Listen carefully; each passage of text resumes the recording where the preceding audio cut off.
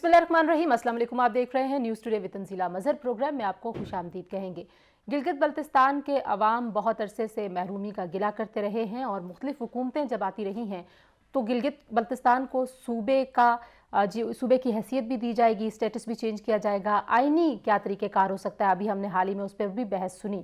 लेकिन गिलगित बल्तिस्तान के अवाम के असल मसाइल हैं क्या, उन मसाइल का हल क्या है, वहाँ के नौजवानों के तरक्की के लिए, उनके मुस्तकबिल के लिए क्या सोच रही है मौजूदा हुकूमत, और तब्दीली ने पहली बार गिलगित बल्तिस्तान को लीड करना है और वहाँ के हालात को बेहतरी की तरफ लेके जाना है। अगर इस खित्ते की बात करें तो चाहे चीन के साथ रास्तों की बात है, सी पैक कॉरिडोर है और हमारी अपनी स्ट्रेटेजिक जो लोकेशन है इस खित्ते की, उस हवाले से गिलगित बल्तिस्तान बहुत अहम है।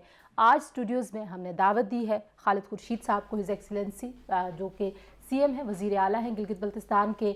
और सबसे पहले तो आपको मुबारकबाद कि आप इलेक्शन जीते। अगरचे उस इलेक्शन पे बहुत सारे सवाल थे, उन सवालों की तरफ हम बाद में आएंगे। लेकिन कैसा आपको लग रहा है कि यंग क़यादत की हम हर जगह ही बात करते थे, पाकिस्तान में जब सारे सूबों की तरफ हम देखते हैं तो काफ़ी नए लोग आए हैं और आप पहली बार हुकूमत बनी है वहाँ पे, तो एक्सपेक्टेशन आपके ख्याल में लोगों की है क्या? जी, मेरे ख्याल में एक्सपेक्टेशंस लोगों की चेंज ही है, जिसकी वजह से उन्होंने वोट दिया है। और जो मेरे साथ हमारी जो PTI के जो मेंबर असम्बली हैं वो 20 हम 3 MWM के मिला के हम फर्स्ट टाइम इलेक्शन में आए। तो इससे आप अवाम का एक जो फ़ैसला आप समझ सकती हैं कि वो तब्दीली चाहते हैं और वो पिछली गवर्नमेंट से मायूस हैं और उन्होंने बिल्कुल नए चेहरों को, यूथ को, नौजवानों को उन्होंने चुना है कि इस उम्मीद के साथ कि उनके जो बुनियादी मसाइल हैं, बेशक अबूरी आइनी सूबा हो, उनका हेल्थ केयर हो, उनका एजुकेशन हो, उनके इंफ्रास्ट्रक्चर हो, या गिलगित बल्तिस्तान जिस तरह मुल्क के दूसरे खत्ते हैं या दूसरी जो भी कम्युनिटीज़ हैं उनके बराबर उनके अपना रेवेन्यूज़ हों और वो तरक्की करें बाकी कम्युनिटीज़ की तरह। आपके मंशूर का अगर मैं हाईलाइट पूछूं तो क्या मंशूर आपने सामने रखा था जिस पे आपको लगता है कि हाँ ये वो नुक्ता है कि जहाँ पे वाकई अवाम ने आप पे एतबार किया?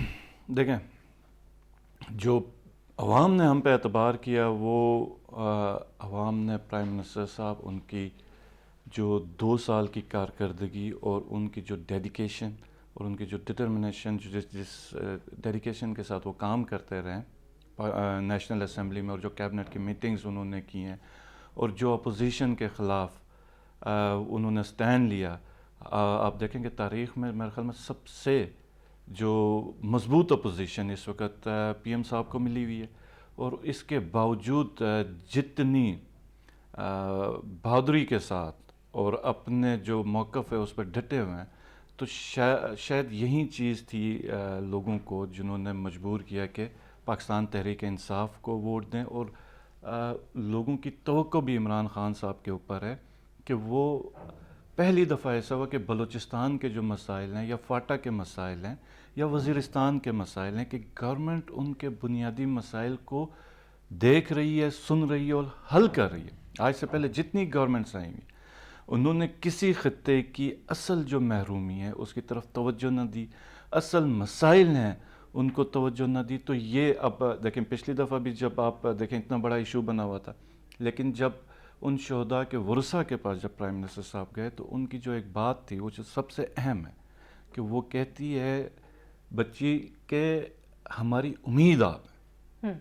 तो आप ये देख लें कि जो भी महरूम है, जो भी मजलूम है या जो भी तरक्की करना चाहता है इस मुल्क में, तो उसकी उम्मीद इमरान खान है। जो हमें भी वोट मिला इसी उम्मीद से मिला है कि इस पार्टी को लीड इमरान खान साहब करें और ये कुछ चेंज लाएगी। अच्छा, आप भी नए चेहरे थे और गिलगित बल्तिस्तान में इस दफ़ा हमने मरीम नवाज़ और बिलावल भुट्टो जरदारी को भी देखा, वो भी अपनी जमातों में अमली सियासत के लिए नए चेहरे हैं और अमली सियासत का उन्होंने आगाज़ गिलगित से किया और एक बड़ा ही हंगामा खेज़ सियासी माहौल हमने वहाँ पे देखा जो शायद लोग नहीं एक्सपेक्ट कर रहे थे।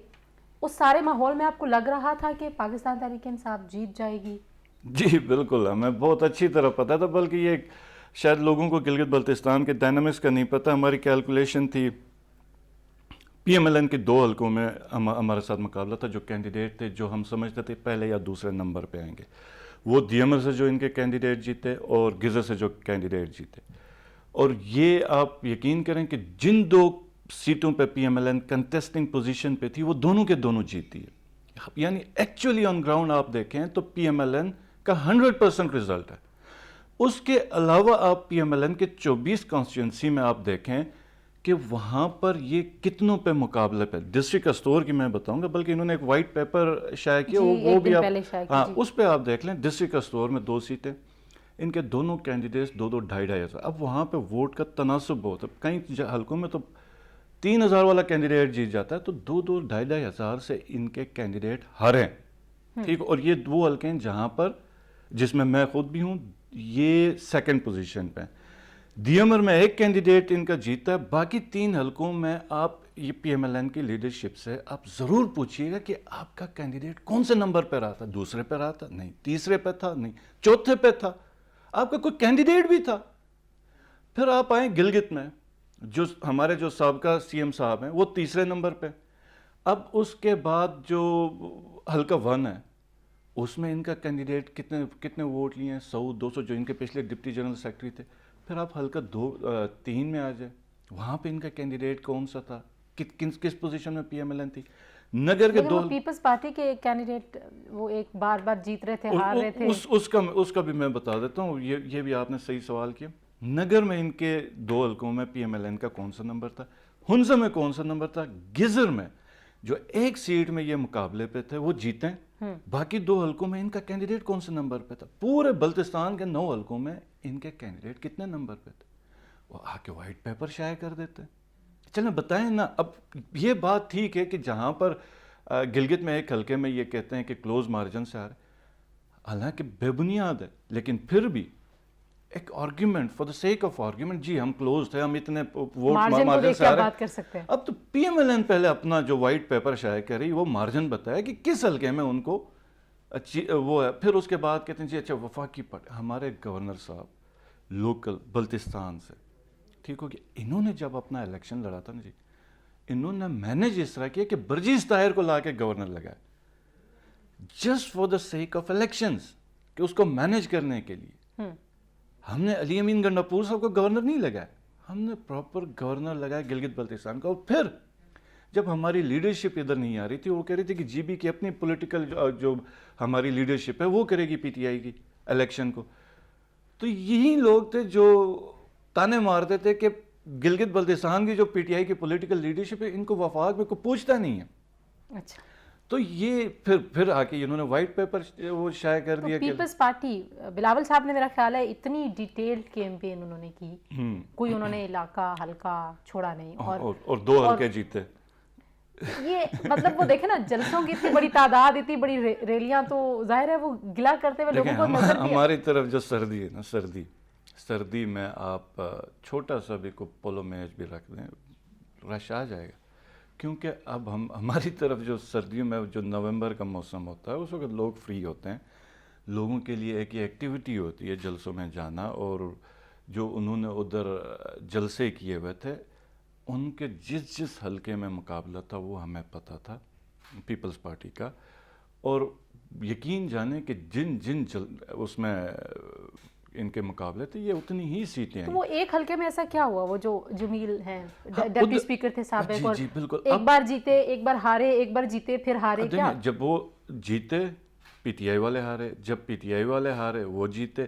لیکن یہ سب خبریں تھیں فیس بک کی, آفیشیل اناؤنسمنٹ نہیں تھی. اچھا, آفیشیل اناؤنسمنٹ کبھی ایک پارٹی جا کے وہ آتش بازی کرے گی ہم جیتے, کبھی دوسری پارٹی جا کے وہ کیا کہتے ہیں مٹھائیاں تقسیم کریں. کتنے ووٹوں سے 96 تھا میرا خیال میں, 96 ووٹ سے آ رہے ہیں. لیکن دیمر میں پی ٹی آئی 48 ووٹ سے آ رہی ہے.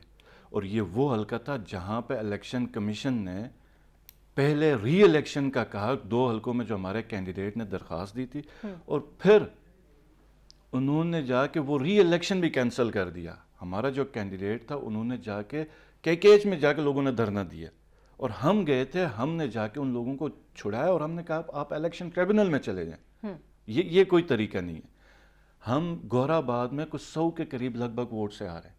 ہم سکردو میں کو 2-3 حلقے 200 ووٹ سے آ رہے ٹھیک ہے، ہیں، مارجن لیکن انہوں نے 96 ووٹ سے یہ آ رہے ہیں، 9 گاڑیاں چلائی ہیں جس میں پرائیویٹ لوگوں کی گاڑیاں چلائیں، گورنمنٹ کی گاڑیاں چلائیں، اور اب آپ اگر یہی مثال کے کہ یہ اگر کرنا ہے تو پھر ہم کتنی گاڑیاں چلائیں؟ یہ کون سا طریقہ ہے پولیٹیکل پارٹی کے لیے؟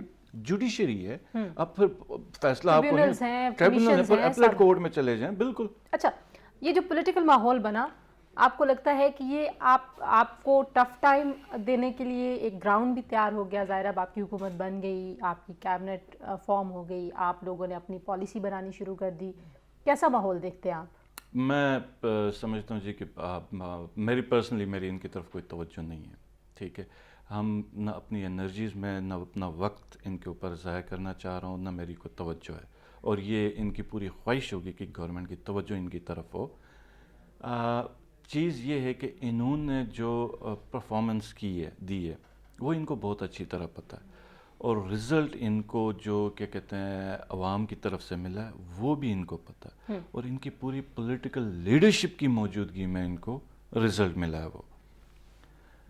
تو ہماری جو پرائیورٹی ہے نا جی، ہم نے کام کرنا ہے، محنت کرنی ہے، دن رات ایک کرنا ہے، اور لوگوں کو جو ایک کوئی بھی ادارہ ہے جیسے ہیلتھ کیئر ہے، ہمارے پاس 200 یا 300 ڈاکٹرز ہیں، 70 نرسز ہیں، اس سال میں یہ ہیلتھ کیئر چھوڑ کے گئے ہیں۔ یہ بلند بانگ دعوے ان کے ہیں کہ ہم نے یہ کیا وہ کیا، 70 نرسز کے ساتھ ہیلتھ کیئر ہمیں چھوڑ دیں۔ یہ میرے خیال میں میرا انٹرویو سن رہے ہوں گے، یہ بتا دیں کہ انہوں نے 70 نرسز نہیں چھوڑی ہوئی، انہوں نے زیادہ نرسز ہیں اگر یہ بتا دیں کہ 70 کا فگر جھوٹا ہے یا غلط ہے تو مطلب یہ پھر آ کے بتا دیں، اور نہیں اگر یہ فگر ٹھیک ہے تو یہ بتا دیں کہ یہ ہیلتھ کیئر یہ ہیلتھ کیئر ہے۔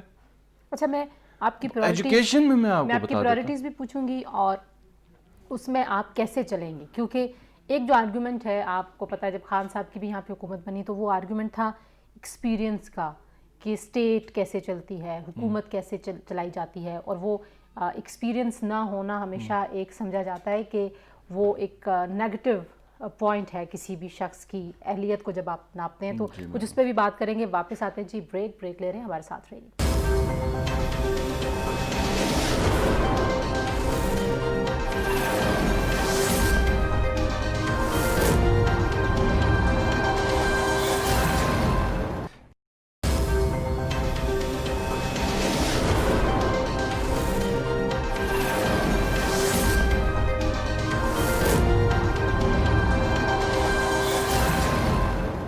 پروگرام آپ دیکھ رہے ہیں جی نیوز ٹوڈے وتھ تنزیلہ مظہر، اور ہم بات کر رہے ہیں خالد خورشید صاحب سے جو کہ وزیر اعلیٰ ہیں گلگت بلتستان کے۔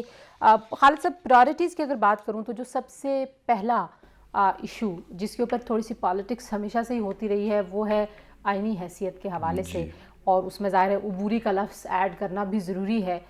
کیسے، آپ نے خود قانون پڑھا ہوا ہے اور آپ سارا ہسٹورک اس کا پرسپیکٹیو بھی سمجھتے ہیں، آپ کو لگتا ہے کہ جو وعدہ آپ لوگوں نے کیا پاسبل ہوگا اس کو without damaging the larger cause اس کو پورا کرنا؟ جی بالکل بالکل۔ کیسے کریں گے؟ دیکھیں، till decision of the Kashmir issue ہم انتظامی طور پہ کوئی بھی فیصلہ گلگت بلتستان پہ کر سکتے ہیں، کیا جا سکتا ہے، اور یہ مقبوضہ کشمیر سری نگر میں بھی انڈیا نے انتظامی معاملات کے حساب سے کر دیا ہوا تھا۔ جو اس میں ایک مسئلہ ہے وہ مسئلہ یہ بھی ہے کہ بہت سارے لوگ یہ کہتے ہیں کہ یہ ایک پولیٹیکل نعرہ ہے، کیونکہ زرداری صاحب کے زمانے میں حیثیت تبدیل کرنے کے عمل کا آغاز ہوا تھا، لیکن اگر گراس روٹ پہ دیکھا جائے تو جن پرومسز کے اوپر وہ حیثیت چینج ہوئی تھی وہ پرومسز اس طرح سے پورے نہیں ہوئے۔ تو آپ کے خیال میں کیا مسائل کیا ہیں؟ آپ نے کچھ دیکھا ہے، ظاہر ہے آپ نے ابھی حکومت سنبھالی ہے تو آپ یہ دیکھ رہے ہوں گے کہ چیلنج اس میں ہے کیا گورننس کے حوالے سے؟ گورننس کے حوالے سے ہمارے پاس دیکھیں، ایک تو ہیلتھ کیئر میں جب ہم بات کرتے ہیں تو ہم نے نئے ہاسپٹلز بنانے ہیں، لیکن نئے ہاسپٹلز کے ساتھ جو ایگزسٹنگ، میں ہیلتھ کیئر سے سٹارٹ کرتا ہوں، ایگزسٹنگ ہمارے پاس جو ہاسپٹلز ہیں ایٹ لیسٹ پہلے وہ تو رن ہو۔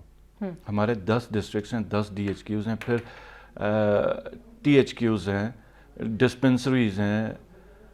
اب پرائیورٹی پہ ہم سب سے پہلے ڈی ایچ کیوز کو ہم رن کر دیں۔ اس وقت گلگت کا ڈی ایچ کیو اور سکردو کا ڈی ایچ کیو یہ پراپرلی رن ہے، باقی سارے ڈی ایچ کیوز میں کوئی نہ کوئی فیسلٹی نہ ہونے کی وجہ سے یا ٹوٹلی ڈاکٹرز کی شارٹیج کی وجہ سے وہاں پر پیشنٹس کی ٹریٹمنٹ نہیں ہو رہی، وہ ایز اے ڈسپنسری سرو کر رہی ہے کمیونٹی کو.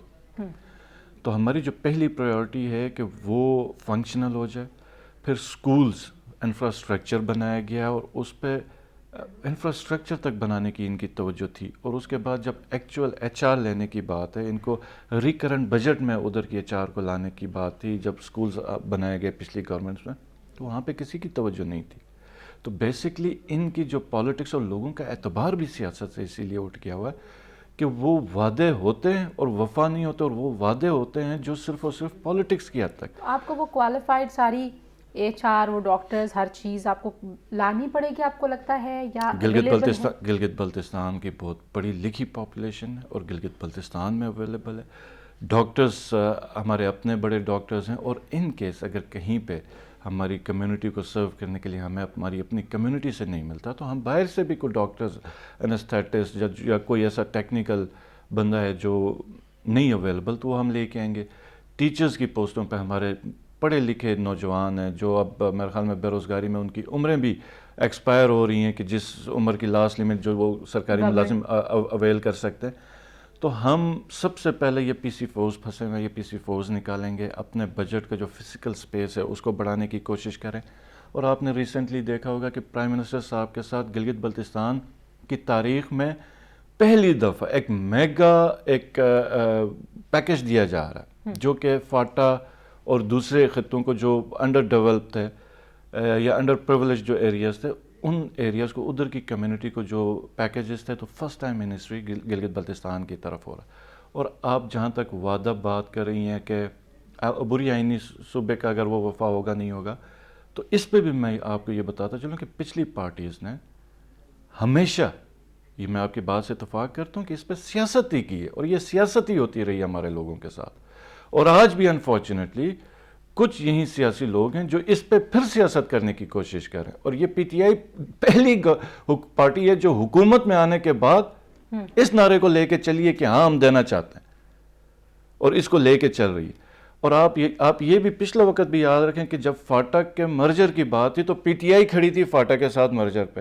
باقی جتنی ادھر کی ریلیجیس پارٹی اور دوسری پارٹی ان کو اتنی کو خاص وہ نہیں تھی اٹریکشن اس کو مرجر پہ سپورٹ کرنے کی. تو پی ٹی آئی کا آپ دیکھ لیں 2.5-3 سال کا بڑا زبردست ٹریک ریکارڈ. اچھا، جو پاپولیشن ہے اور جو آپ کی گورنمنٹ میں ملازمتوں کا ایک تناسب ہے وہ بھی کافی اس میں بیلنس نہیں ہے، تو پرائیویٹ سیکٹر نہ ہونے کے برابر ہے گلگت بلتستان میں. ایسا کیوں ہے؟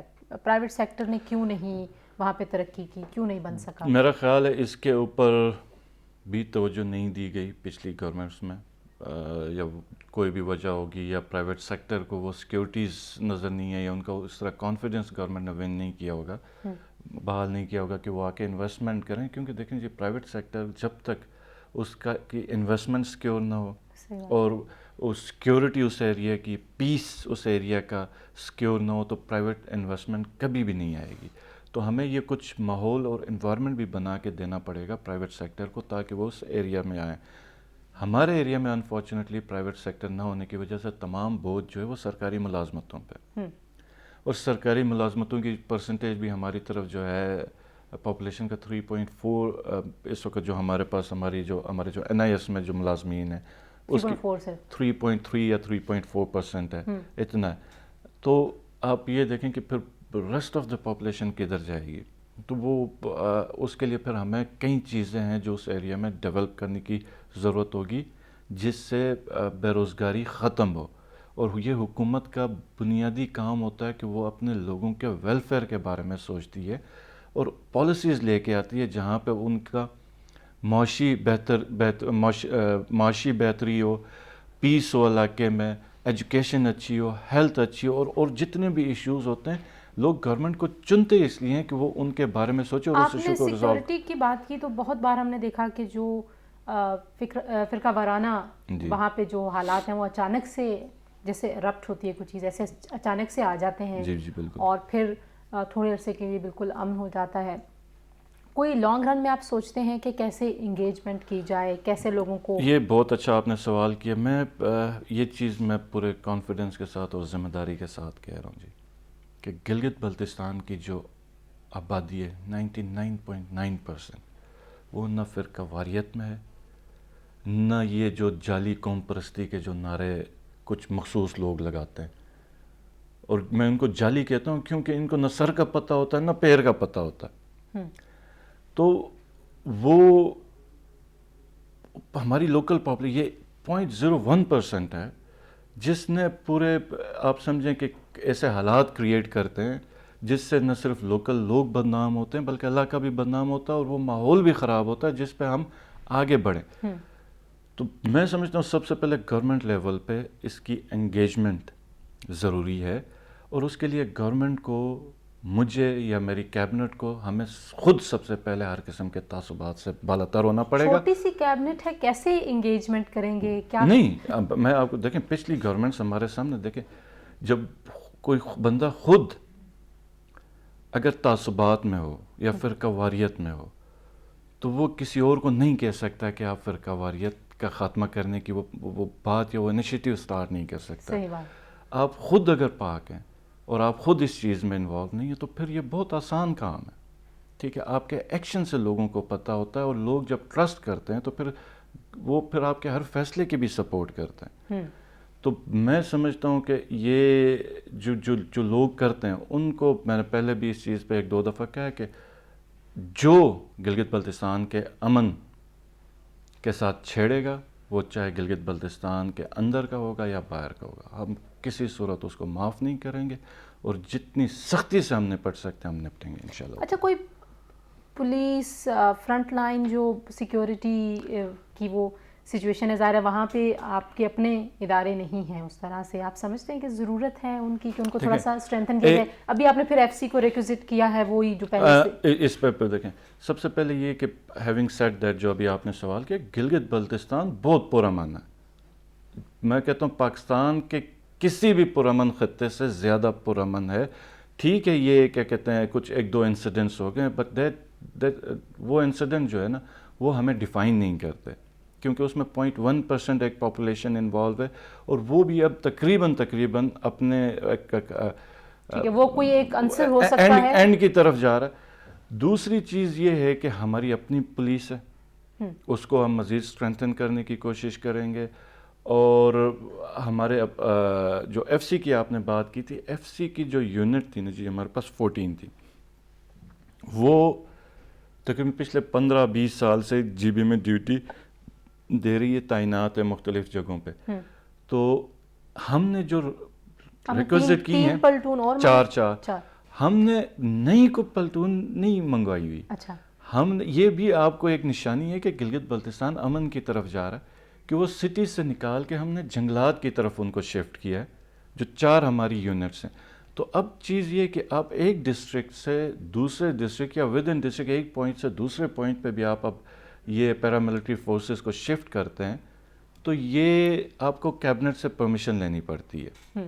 تو یہ پرمیشن اسی لیے تو کئی لوگوں کا خیال یہ تھا کہ جیسے ہم نے کوئی نئی ایف سی ریکوزٹ نہیں, ہم نے کوئی نئی نہیں مانگی, نہ کوئی نئی گلگت بلتستان آ رہی ہے. یہ آلریڈی ایگزسٹنگ جو 4 یونٹس ہیں جو گلگت سٹی کے اندر ڈیوٹیاں دے رہی تھیں, وہ دارال تانگیر میں جنگلات کے اوپر, جہاں پہ جنگلات ڈپارٹمنٹ کی ریکویسٹ پہ یہ آ رہی ہے کہ ان کو جو یا مطلب ادھر جو کٹنگ ہو رہی ہے یا جنگلات کے خلاف جو ڈیفورسٹیشن کے خلاف جو مہم چلائی جا رہی ہے, اس کے اوپر یہ 120 جوان جو ہیں ان کو مختلف پوائنٹ پہ چاہیے. اس کے بعد ہمارے جو ابھی نیشنل پارکس بنے تو اس میں 500 سے 600 لوکل لوگ ہم بھرتی کر رہے ہیں, اور جنگلات کے اوپر مین گارڈنگ کا ہم کوئی ایک اور پروپوزل لے کے آ رہے ہیں جس میں مین گارڈنگ لوکل کمیونٹی ان کے ساتھ ہوگی. تو ہم پوری ایک فورس بنا رہے ہیں ٹاپ ٹو باٹم, جس سے ہم جنگلات کو, تو یہ ایف سی اس پہ گئی ہوئی ہے. ٹھیک ہے. اچھا, 2 اہم معاملات ہیں, ایک ہے انوائرمنٹ اینڈ ٹورزم اور دوسرا ہے سی پیک. اس کے اوپر بھی بہت زیادہ بات ہوتی رہی ہے. بریک کے بعد واپس آئیں گے ان 2 معاملات پہ. گلگت بلتستان کے وزیر اعلیٰ سے مزید بات کریں گے, ہمارے ساتھ رہیے.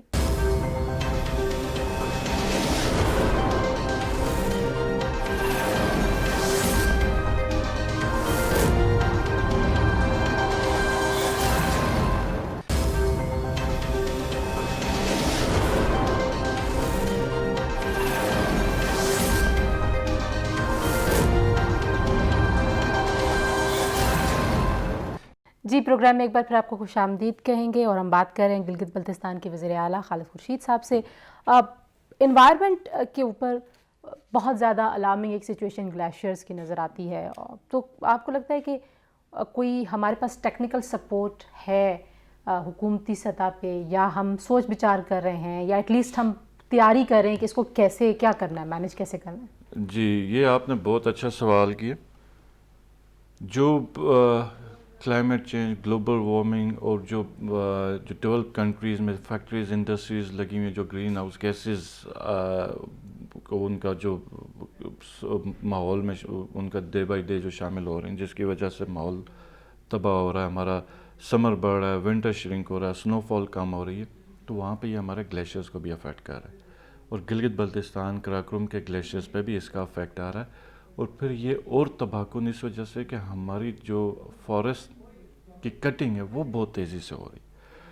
تو ہم نے جو ہمارے پاس ٹیکنیکل سٹاف, تو اس وقت ہمارا فارسٹ ڈپارٹمنٹ ہے, ہم کوشش کریں کہ کیپیسٹی بلڈنگ ہو, ان کی گلیشیئر کے سائٹ پہ بھی ہماری جو کیپیسٹی اور نالج اور سکلز ہیں وہ بڑھ جائیں, اور فارسٹ ہمارا جو ڈیفارسٹیشن ہے وہ رکے اور ہم دوبارہ ریفارسٹیشن کی طرف جائیں. کیسے روکیں گے؟ اب اسی کے لیے جو ابھی آپ نے سوال کیا تھا کہ ایف سی, تو آپ اسی سے ہماری سیریسنس سمجھ سکتی ہیں. کچھ لوگوں کو اس پہ بھی وہ ہے کہ دیکھیں جی ایف سی تو انسانوں کی دفاع کے لیے, تو یہ جنگلوں کا, جنگل ہوں گے تو ہمارا دفاع ہے. ہم وہاں پہ رہے اسی وجہ سے رہے ہیں کہ وہاں پہ جنگلات ہیں. یونیورسٹیز اس طرح سے نہیں ہیں گلگت کے, بیکاز میرے ساتھ بھی بہت سارے میرے کولیگس فرینڈز رہے ہیں جو اتنے دور سے آ کے اسلام آباد, لاہور, ادھر ادھر جا کے پڑھتے رہے. کیسے آپ سمجھتے ہیں کہ اس کمی کو کیسے پورا کیا جائے کہ وہ کوالٹی کے انسٹیٹیوشنز وہاں پہ بھی بنے؟ جی, اس کے لیے اگین دیکھیں آپ کے ادھر جو اب قائد اعظم یونیورسٹی اسلام آباد میں کیپٹل کی ہم بات کر لیں, تو اس کے بعد اور جتنی اچھی یونیورسٹیز آپ کے اگر ذہن میں آئیں گی تو وہ پرائیویٹ ہیں. تو ہمارے پاس بھی ایک کے آئی یو ہے, اور ہم اس کا سٹینڈرڈ انشور کریں کہ اس کا سٹینڈرڈ بہتر ہو, اور جو ہے اس سے اور مزید بہتری کی طرف یہ چلا جائے. اور دوسری چیز یہ کہ وہاں پہ پرائیویٹ سیکٹر آ جائے, اور جتنی ٹاپ کی یونیورسٹیز ہیں اس ملک کی وہ آ جائیں, تو ہی یہ سٹینڈرڈ بہتر ہوگا. ورنہ ایک گورنمنٹ کی کیپیسٹی نہیں ہوتی ہے کہ وہ ساری یونیورسٹیز بھی خود بنائے, سارے کالجز بھی سب خود بنائے.